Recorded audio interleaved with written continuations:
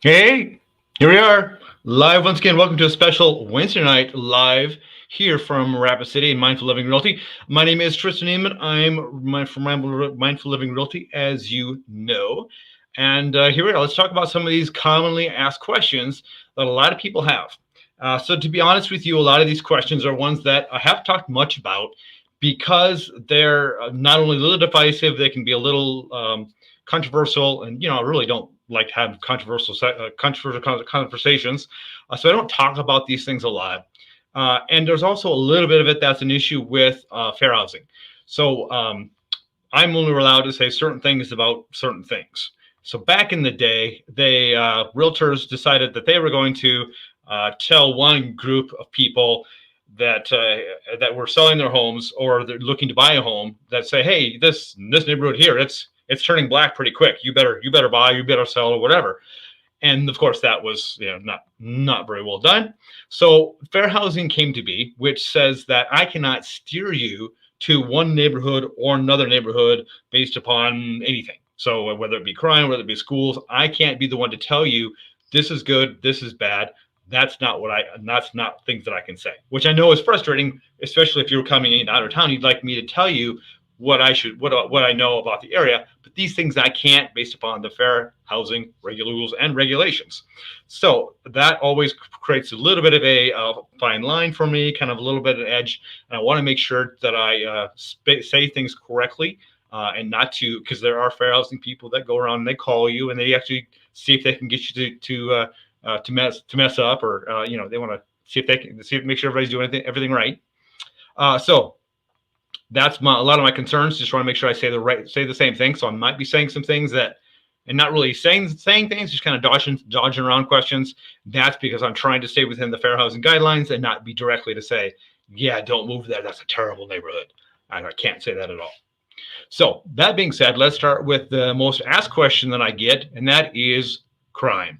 So if you are going to look at Rapid City and you look as the crime ratings, you will not be very happy with what you see. I've seen anywhere from a letter grade, a C, to an F. And a lot of those, from what I've seen, have been assault and rape charges, especially. And so when I looked at that, I've kind of been a little puzzled by it, because I've been here since 1990. I grew up as a teenager here, and I never knew that there was that big of an issue. I never noticed that. And then when my daughter got to be of driving age, she went off all by herself, and she went to Starbucks, and she went to Target, or her and one of her girlfriends, and they were all over the place. She was working down at on Omaha in a restaurant for a while, and aside from having to call the police on a drunk guy asleep in the foyer, there really wasn't any problems there either. So that's the question I was always having is, okay, well, we've got all this bad crime supposedly, but I don't see it. I mean, I have a hard time believing it. When I told my sons, who both he went through supposedly the roughest middle school in town and through the high schools and everything, they were like, really, that's that bad? That's what are you talking about? It's kind of funny. When my daughter, she went to college in at Mines here in town, and a lot of there was a lot of football guys that she was near, and a lot of these football games guys came from Wyoming or small town South Dakota or small town Iowa, and they're always like, yeah, it's dangerous out there. You gotta make sure we take care of you. So it was kind of funny from their idea of what danger was or what crime was. So here's what I know based on what I can tell you, and based after everything that I've already said. Um, I talked once with the deputy, and I said, okay, what's the deal? Well, how does this crime? Where is it at? I just don't see it. And he said, well, what it is it's a lot of domestic violence, and then it's also bad guys fighting bad guys. So you stay out of that scene, and you probably won't have a problem. Now, of course, there's always going to be the ones and twos. Things happen here, there, and everywhere that you can't control. But as long as you have no intention of, being the gang on the street, that kind of thing, you shouldn't be having too many problems. Um, I know that you kind of get a feel for it. I've always kind of thought that it kind of seems like you see those crime ratings, and you think that you're going to be driving down Rapid City and you're going to find a bunch of late model vehicles with some guys with low hanging pants and Uzis strapped around their shoulders, and that's just the kind of scene you'll see. But you don't see that. In fact, a lot of people who have come out of town have said, "Hey, Tristan, I'm surprised how clean everything is. We don't have homeless camps. You don't have tents of all over the place, and generally speaking, it's a relatively clean environment." So that's what I can tell you right now from what I know about crime and the crime ratings in Rapid City. Now, I'm not going to tell you that it isn't around. There's a lot of alcohol. I know there's some drugs around. I understand all this, and it's going to happen. It's going to be there. But as you are looking around areas, you'll be able to kind of tell as you're looking around and seeing things where they're at. I just can't specifically tell you, no, stay away from this area or go over to this area. That's what I can't tell you. But I can tell you that after living here since 1990, it hasn't been a big issue as far as I'm concerned. But I'm not looking for it either, right? So I'm not in that mode. Hey, Lady Di, how are you? Glad to see you here. Thanks for coming. Thanks for joining us. So let's kind of merge from that into the next topic, which just kind of goes right in, and I kind of mentioned a little bit also. And that topic is homelessness. What do we have as far as homeless in Rapid City? What can you expect? So let me get to my screen over here. So the Cornerstone Rescue Mission is downtown here in Rapid City, and that's over here in this corner. It's on Main Street, way over. Here's 5th Street, going up the mall. 8th Street's over on this side. So it's over here in this area. There's also a number of like this One Heart Place, different great organizations that are trying to help out the homeless. So a lot of times you will see a number of homeless people wandering around downtown Rapid City. But normally what that is just simply, if they do bother you, they'll be asking for money and politely asking to see if you have a buck or two. So that's basically what that amounts to. As you go around town, you'll see them.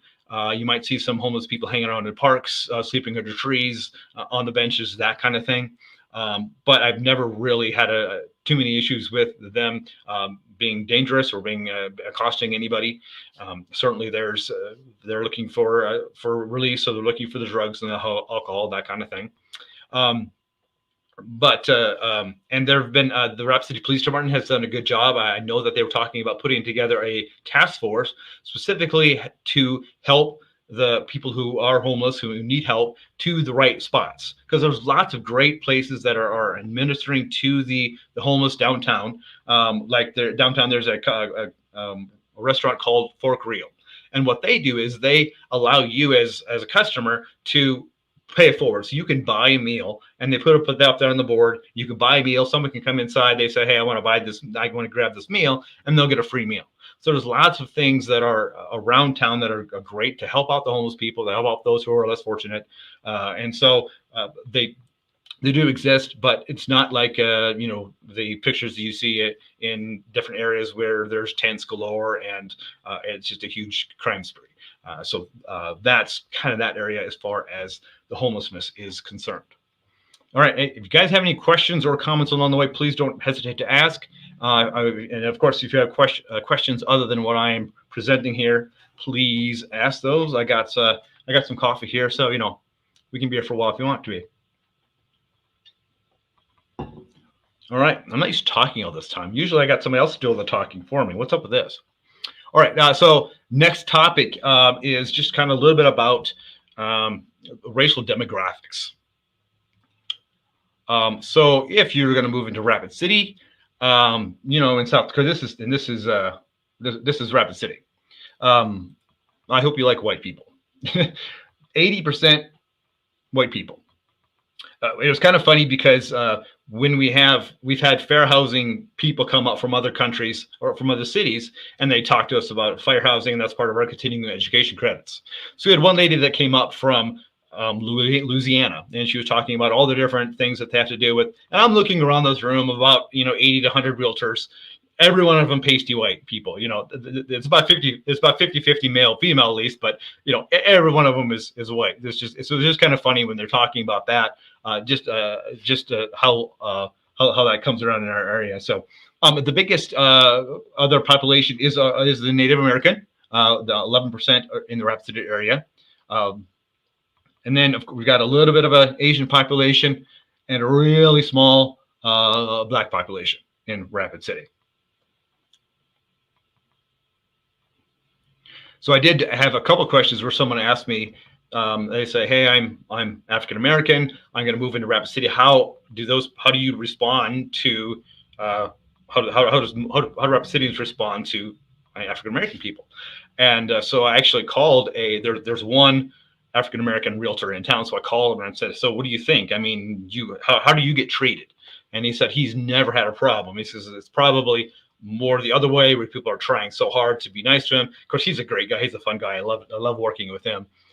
Matt, he did make the comment, which I knew is true, is if there is any racism, it's probably more towards the Native American population in our area, which is a really quite a sad thing, but it is kind of the truth. But a lot of it also is, the small percentage that's actually causing the issue, and that's what's getting all the attention. For instance, just here recently, one of the motels had some. I'm not sure if there was an argument or a knifing or something happened in the motel by some Native Americans, and so they said, "Fine, that's it. No more Native Americans in our motel and in our bar." And well, that of course did not go over well, and everybody at the city denounced it. Everybody else denounced them, and I don't know anybody that said, "Yeah, go for it. Yeah, get rid of Everybody was against that. So it's always that small percentage of people that really are doing any kind of racism issues, that kind of thing. Really, and it's those people that are really kind of looking for it. If you're looking for racism, you're probably going to find it somewhere, right? So that's kind of the makeup around Rapid City. I did want to kind of showcase too regarding the Native American population is that we do have in South Dakota. So down here is the Pine Ridge Reservation. And if you've ever been to Pine Ridge, it's just down here on the border. It's really, really a sad drive. You go through there, and some of the conditions that they're living in down there, it's a really sad scenario. And then right across the border, Pine Ridge is a city called White Clay, where there's lots of alcohol, and that's kind of where they bring it across the border, that kind of thing. So a lot of poor and sad stuff going on down there. But it's just kind of a sad state all the way through there.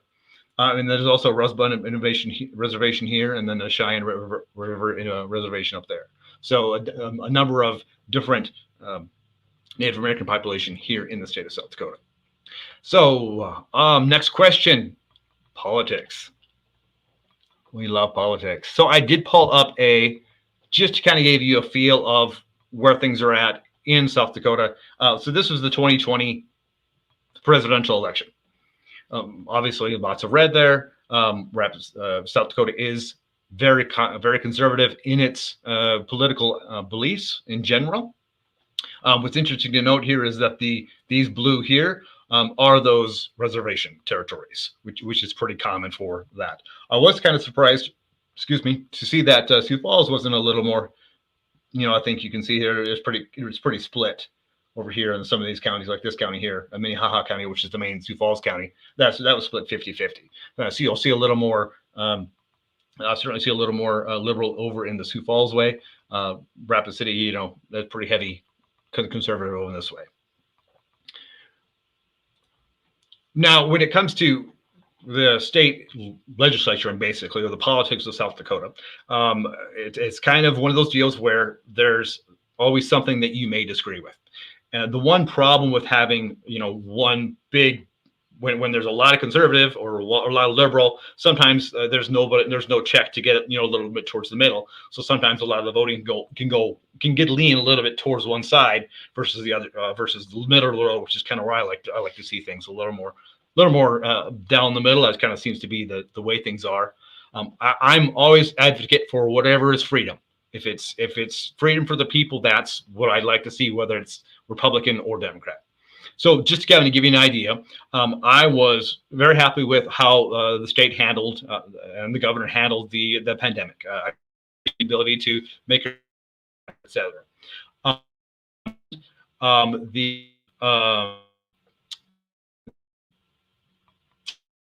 So in we had the ballot. We wanted to have and there was a another one called recreational was on the ballot. Both were for and won by 60% of the population of South Dakota. And so, the governor has been adamant against marijuana, period, and has been very vocal about that. And so what happened is the medical marijuana that went forward, but the recreational one, well, supposedly that wasn't written right, or it wasn't done up just right, et cetera, et cetera. So it got to be the point where that one went to Supreme Court and was killed because it wasn't written right, et cetera. And I'm just kind of like, but it's still the idea was still there. And I know it's all politics, but I'm like, the idea is still there. That's what the people voted for. They weren't voting for the rule in a certain way. They were voting for recreational marijuana, right? That's what the vote was, for that freedom. So now I'm not the one going to be here probably doing a whole lot of marijuana regardless, but that to me kind of showcased, well, why didn't, that's where I think it kind of can go too much one way versus the other. And so there are things like that happen, and not everything is perfect. It's still politics. It's still stuff going on. So I just, I'm happy where I am, and I'm happy of the politics of the state at the moment. But there are certain things that I could see that would be better for more freedom for everybody. And that's just kind of how I look at that. So I hope that didn't go too crazy one or the other for you guys. I try not to get too political either side, because then you can isolate 50% or not isolate 50%. I try to be kind of, like I mentioned, kind of down the middle guy. So Rob here sucks about South Dakota being a fun state. And that's probably about right. You can go to the pool and swim in July, and then put on your snowsuit the next day. That's about right. Well, I think it was last week, 2 weeks ago, it was 70. Then the next week it was 30, or with wind chill down to 10 or something. It was stupid. All right. So now we're going to get into schools. So Rapid City has a school district where everybody in Rapid City is the same school district. So they've got the same school board. The curriculum is kind of similar, because it's all coming through the same. If you go up to Box Elder, you'll have the Douglas School District. They're up there. And if you get up towards past Somerset, you get into Meade County, which is Sturgis, that kind of area up there. So there's kind of the three different school districts as far as public school districts around our area. So if you wanted to find out where the house that you're looking at is, what district it is, what school it's going to, you can go down here to this. I think I'm on the parents. Yeah, I'm on the parents page. Go into student transportation, and right here it is this attendance and busing eligibility search. So if you know the address of the property, you can enter it here. Oh, I've actually got pulled right here. And enter your grade, enter your street address, and it'll tell you what school you're going to go to. Also, you can go here to this, if you go to student registration enrollment and the school boundary maps, these actually have the boundaries of each of the schools in PDF form. So you can see this. There it goes. So you can see here, there is the basic boundaries. Now, they do have a disclaimer, things can change. Things always can change. So you can get a feel of wherever your school is that you're going to.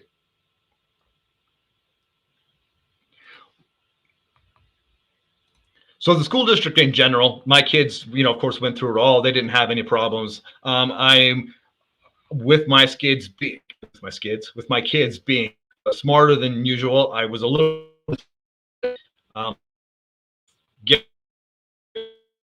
here, go do some stuff. There's a very, very good for professionals, and the kids need some help. There's a very for that as far as the themselves, this is where this is a good, that's a good school. You're gonna have to do research on your own, great school, etc., to get a feel for different schools and the different areas. Determine where you want to send where you want to send your children, and what's your comfort.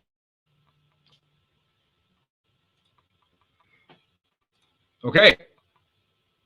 Did I miss anything? I got some of the big ones done. What other questions you got? Have any other questions? I'll hang on a bit, see if you got anything in the comment box, and we'll answer those questions for you. In the way.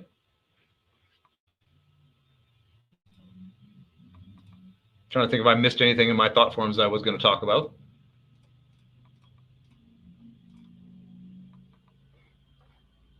All right. Well, thanks everybody for watching. And as always, I appreciate all you guys.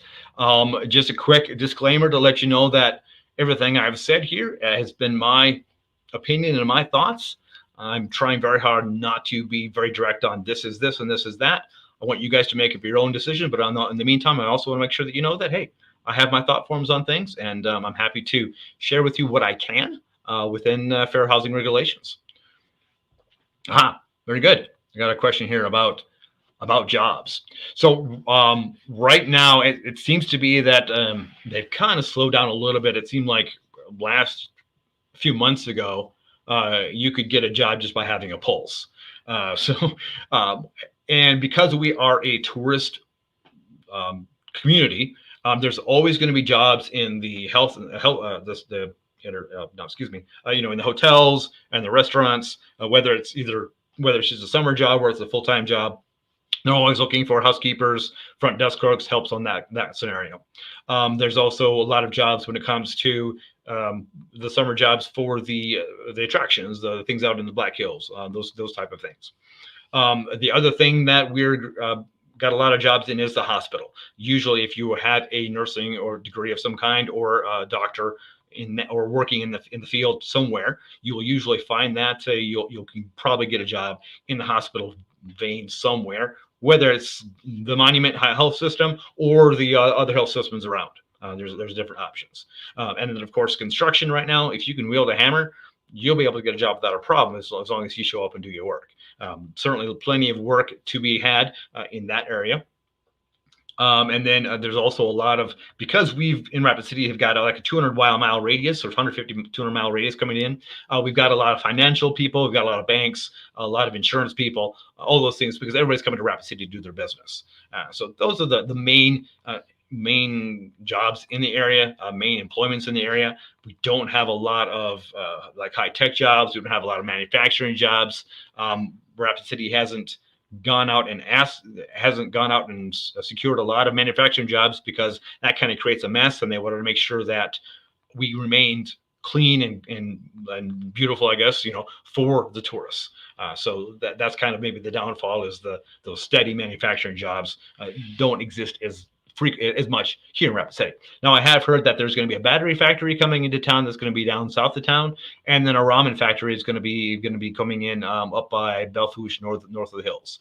So there are more industries coming into the area, and I'm sure that'll probably continue, as South Dakota is a very business-friendly state.